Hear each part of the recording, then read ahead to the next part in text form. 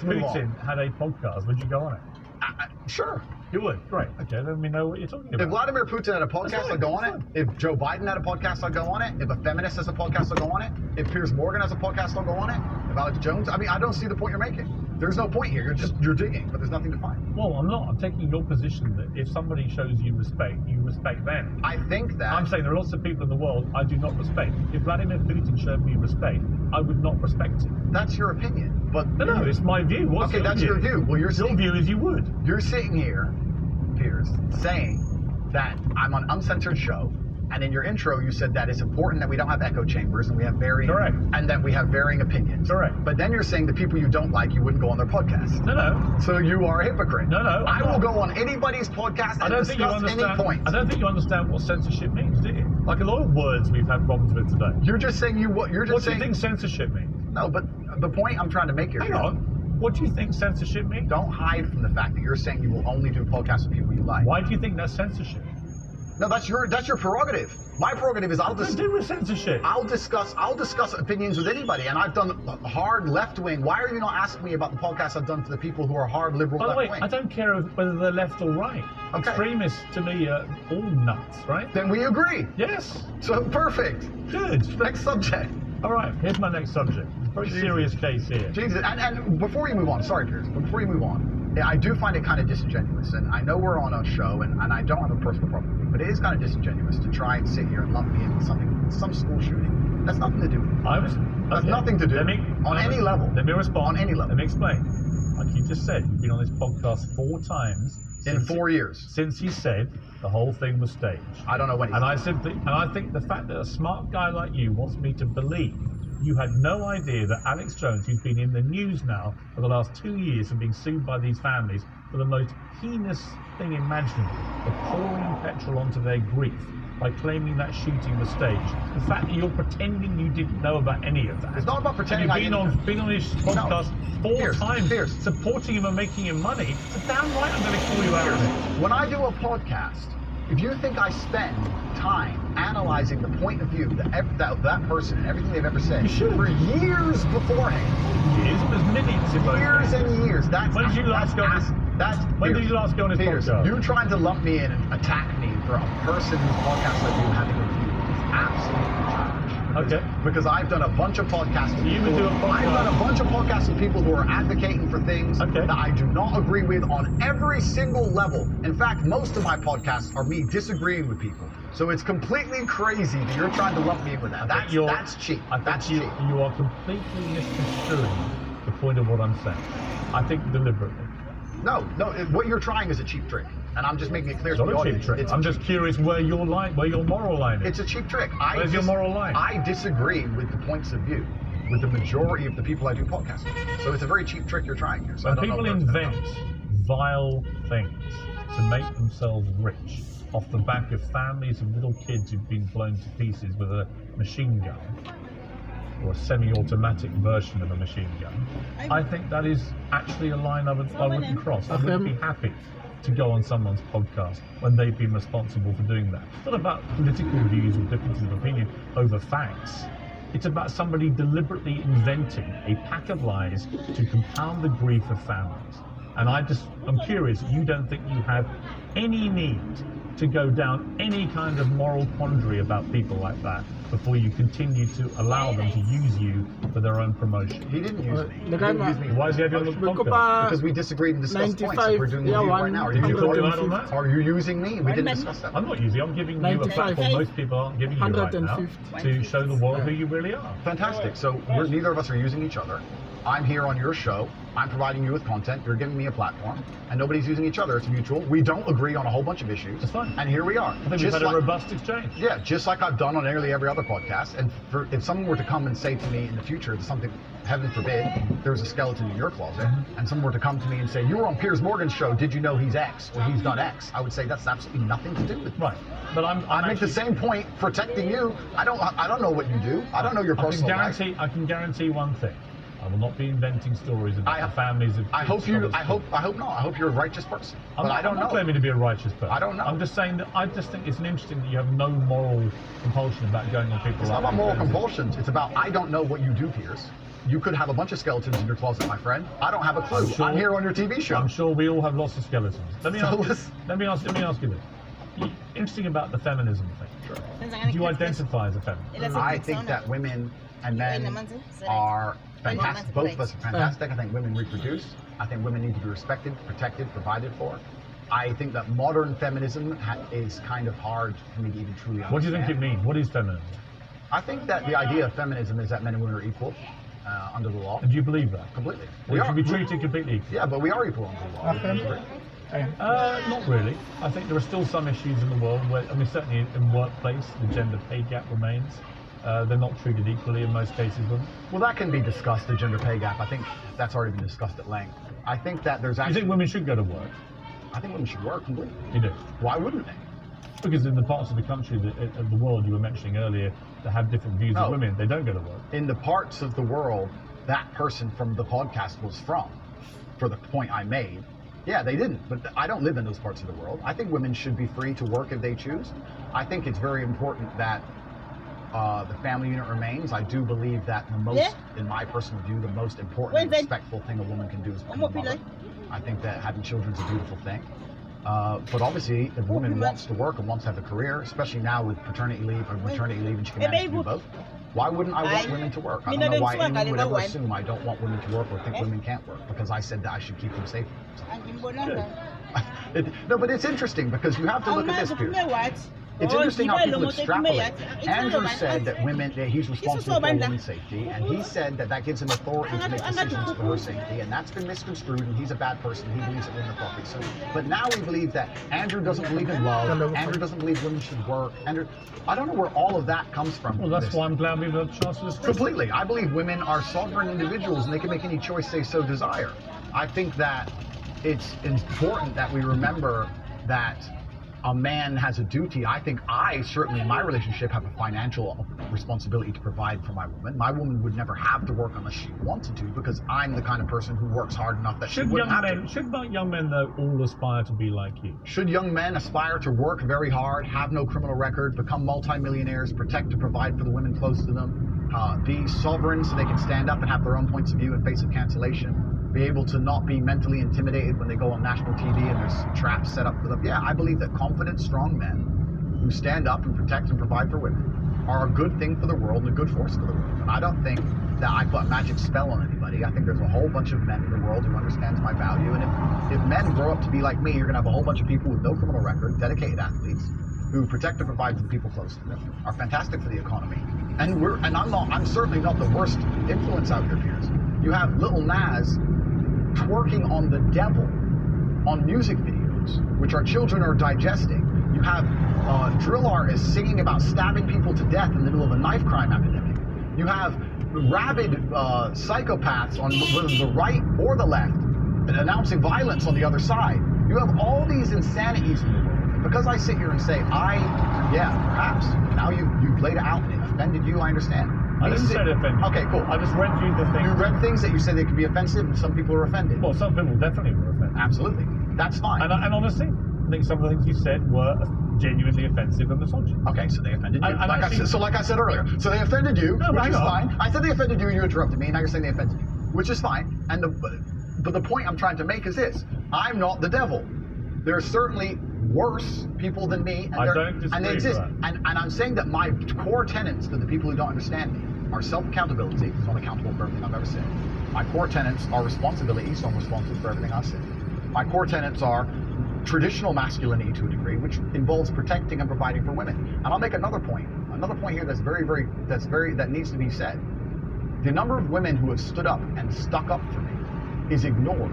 Thousands of women are making videos saying, I've met Andrew Tate, he's such a nice guy. I wish I had a man like Andrew Tate who felt responsible to protect and provide for me. You know what? I do belong to my husband, that's why I married him and I love him. We ignore the thousands of women who stood up and stood by me and said everything I said is true.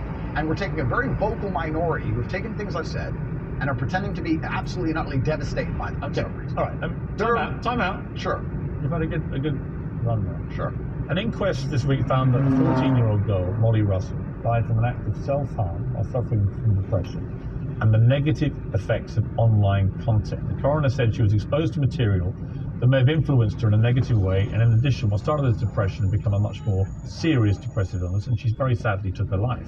That's absolutely disgusting. Right. Her father's campaign for better protections against potentially dangerous social media algorithms, right? It says that the particularly graphic content she saw romanticized acts of self-harm, normalized her condition, and focused on a limited and irrational view without any counterbalance of normality. First of all, what is your response to that? Nothing to do with you. That's the first thing. Yeah, it is nothing to do with me. The fact that a 14-year-old girl took her life is truly sad. The world we live in today is the fact that something like that happened is almost mind-blowing to me. That's truly sad. I actually feel sad inside to see something like that. The fact that they just said it's romanticizing the gory element. I don't know what she was watching, some kind of suicide videos thing. I don't know where these things are created. Do you think the tech companies should be much tougher about stuff like this? I don't know what kind of things she watched, obviously.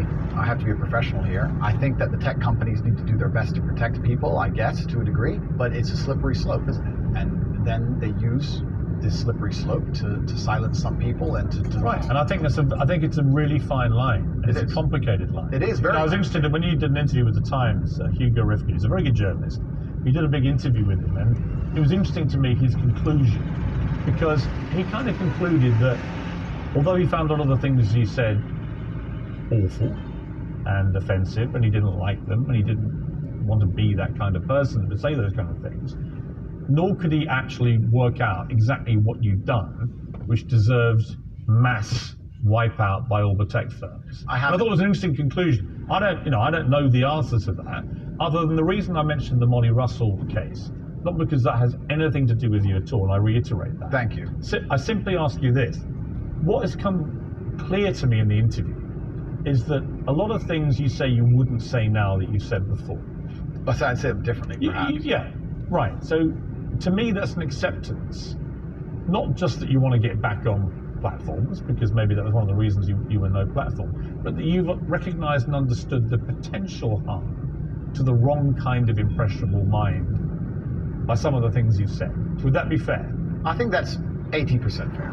I recognize and understand that with massive fame, you have to be more careful about being misconstrued. Like I said earlier, 1% of people misunderstanding you doesn't matter with a small audience. It matters with a very large audience. With power comes responsibility. I still believe the things I say. I do not want to be a negative force for the world. I also understand that I am a man who's lived a very difficult, nuanced life, and I am capable of making nuanced points that may be misunderstood by teenagers. However, that can be said about anybody and everything. Every opinion online can be misunderstood by children. Trying to protect children from the internet is a very interesting subject in and of itself, because I would argue that 80% of the content on the internet is going to be negative or detrimental to a young mind who doesn't understand the world. Yeah. I'd argue that all of it. We just talked about music videos and dancing on the devil and all this stuff. This stuff is dangerous. By the way, I think you make a very good point on that. So, a lot of these rap stars, the lyrics, the videos, I think far exceed anything that you've been accused of doing. Completely. Because in a lot of cases, some of them promote non-consensual activity with people, right? And I just think that crosses a line you have, as far as I've seen, you haven't crossed that line. No, I haven't, and that's just the thing. And I've been vilified not because of the things I say, because much more extremist content already exists on the internet. I think the reason I've been attacked and vilified is because of the popularity, because I became so massively famous, not because of what I was actually saying. So as a professional, I analyze that and I understand that, okay, I'm massively famous now, and certain things have been taken out of context. However, I still do believe I'm a force for good in the world, and I'm not going to sit here and say... Have you changed though? It's not about changing. Well, it is. We're all involved in evolution. How old are you now?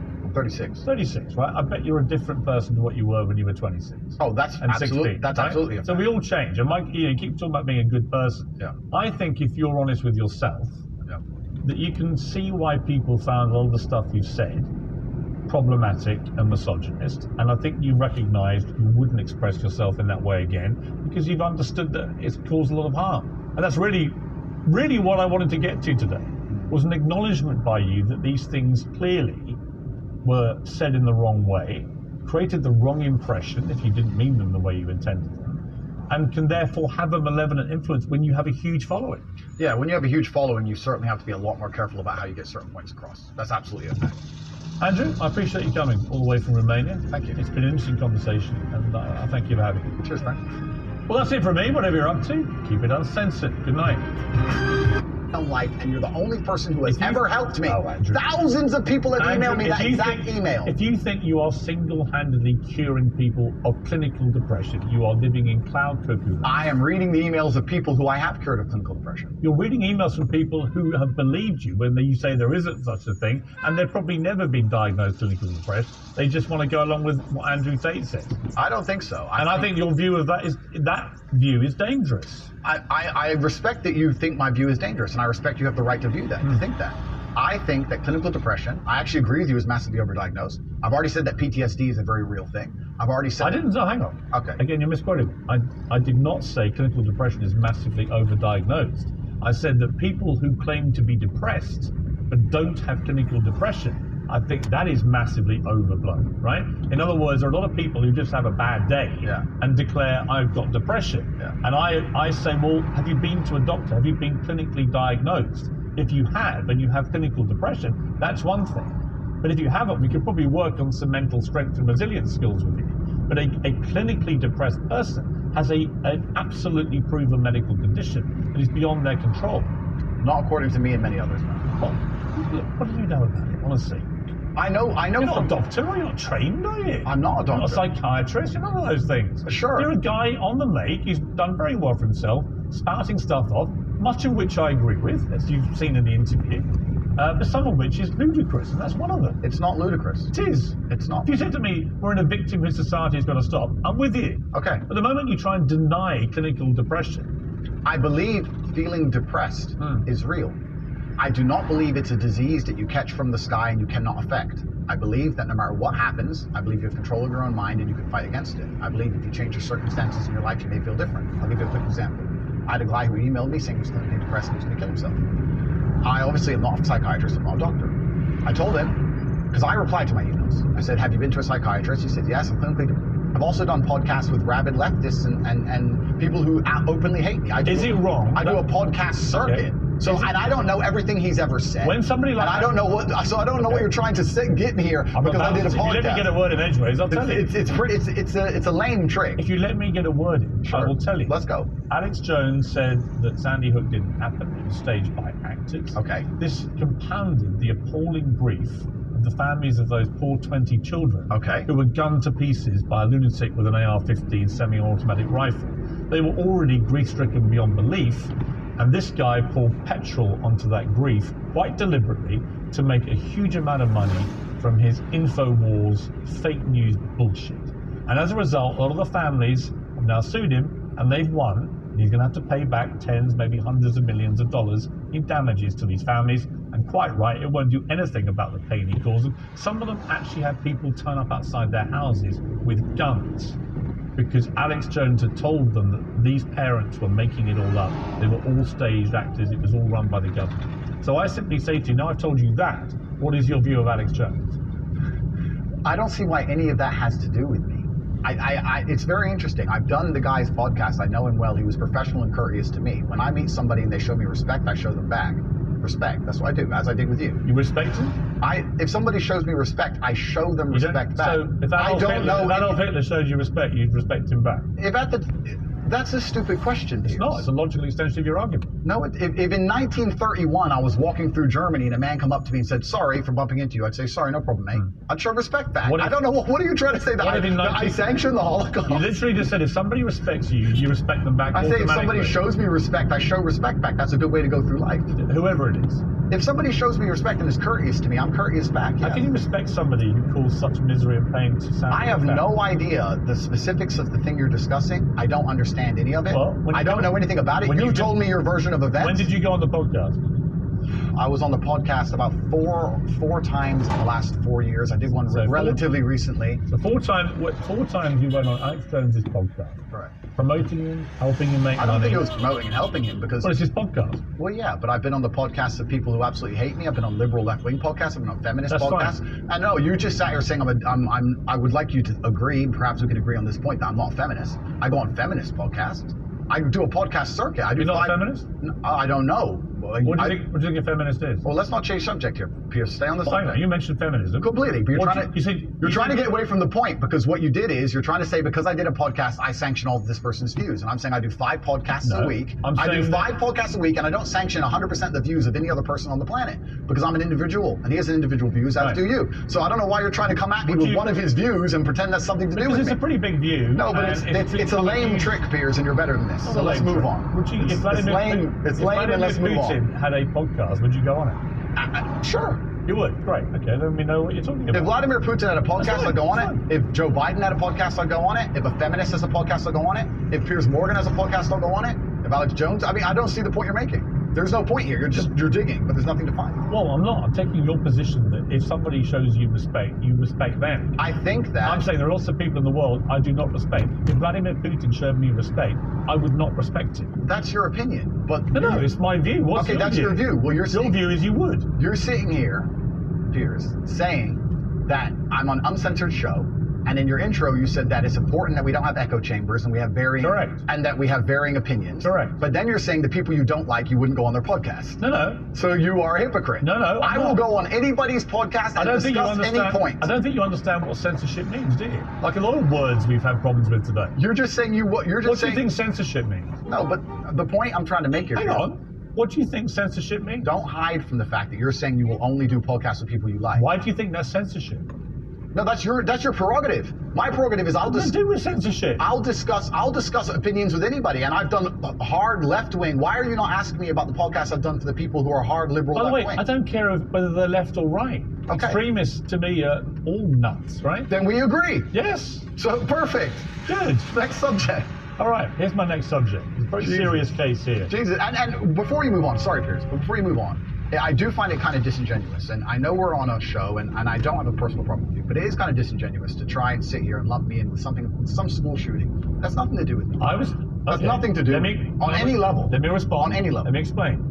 Like you just said, you've been on this podcast 4 times. In 4 years. Since he said the whole thing was staged. I don't know what he said. And I think the fact that a smart guy like you wants me to believe you had no idea that Alex Jones, who's been in the news now for the last 2 years for being sued by these families for the most heinous thing imaginable, for pouring petrol onto their grief by claiming that shooting was staged. The fact that you're pretending you didn't know about any of that. It's not about pretending. And you've been on his podcast 4 times, supporting him and making him money. So damn right I'm going to call you out on it. When I do a podcast, if you think I spend time analyzing the point of view of that person and everything they've ever said for years beforehand. It's not years, it was minutes in most cases. Years and years. When did you last go on his podcast? You trying to lump me in and attack me for a person whose podcast I do having a view is absolutely childish. Because I've done a bunch of podcasts with people. I've done a bunch of podcasts with people who are advocating for things that I do not agree with on every single level. In fact, most of my podcasts are me disagreeing with people. So it's completely crazy that you're trying to lump me in with that. That's cheap. That's cheap. You are completely misconstruing the point of what I'm saying. I think deliberately. No, what you're trying is a cheap trick, and I'm just making it clear to the audience. It's not a cheap trick. I'm just curious where your moral line is. It's a cheap trick. Where's your moral line? I disagree with the points of view with the majority of the people I do podcasts with. So it's a very cheap trick you're trying here. So when people invent vile things to make themselves rich off the back of families of little kids who've been blown to pieces with a machine gun or a semi-automatic version of a machine gun, I think that is actually a line I wouldn't cross. I wouldn't be happy to go on someone's podcast when they've been responsible for doing that. It's not about political views or differences of opinion over facts. It's about somebody deliberately inventing a pack of lies to compound the grief of families. And I'm curious, you don't think you have any need to go down any kind of moral quandary about people like that before you continue to allow them to use you for their own promotion? He didn't use me. He didn't use me for Why is he having you on the podcast? Because we disagreed and discussed points like we're doing with you right now. Did you call him out on that? Are you using me? We didn't discuss that. I'm not using I'm giving you a platform most people aren't giving you right now to show the world who you really are. Fantastic. So neither of us are using each other. I'm here on your show. I'm providing you with content. You're giving me a platform. And nobody's using each other. It's mutual. We don't agree on a whole bunch of issues. That's fine. And here we are. I think we've had a robust exchange. Yeah, just like I've done on nearly every other podcast. And if someone were to come and say to me in the future something, heaven forbid, there's a skeleton in your closet, and someone were to come to me and say, you were on Piers Morgan's show, did you know he's X or he's done X? I would say that's absolutely nothing to do with me. Right. But I make the same point protecting you. I don't know what you do. I don't know your personal life. I can guarantee one thing. I will not be inventing stories about the families of. I hope not. I hope you're a righteous person. But I don't know. I'm not claiming to be a righteous person. I don't know. I'm just saying that I just think it's interesting that you have no moral compulsion about going on people. It's not about moral compulsion.